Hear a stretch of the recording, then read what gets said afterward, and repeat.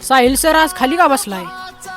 अरे काय नाही, एक आपण मस्त शॉर्ट बघणार होतो. कसली तर शेतकरी मित्रांनो, आपल्या आंब्याच्या बागेमध्ये पण ही तुमच्याकडनं चूक होईल, तीन चूक थांबवण्यासाठी.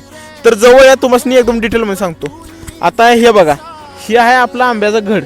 त्याला आंबा आल्यात किती, 1 2 3 4 5. आता आंबा 5 झाल्यात, पण कसं असतंय त्या झाडाला एवढं पोचता येत नाहीत. त्याची कारणं काय काय आहेत? ही डापी बघा, ह्या डापीला एवढं वजन पेलत नाही.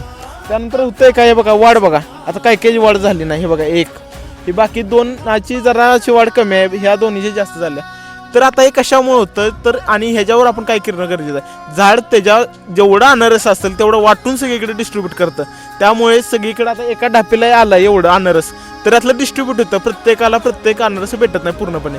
तर ह्याच्यामुळे होतं काय काय, पहिली गोष्ट आपल्या फळाचा आकार चांगला वाढत नाही. त्यासोबत काय होतं तर वजन प्रॉपर भेटत नाही. म्हणजे आता तुम्ही जर का विकायला गेला बाजारात, साधारणपणे 250-300 ग्रॅमच्या फळाला चांगला रेट मिळतो.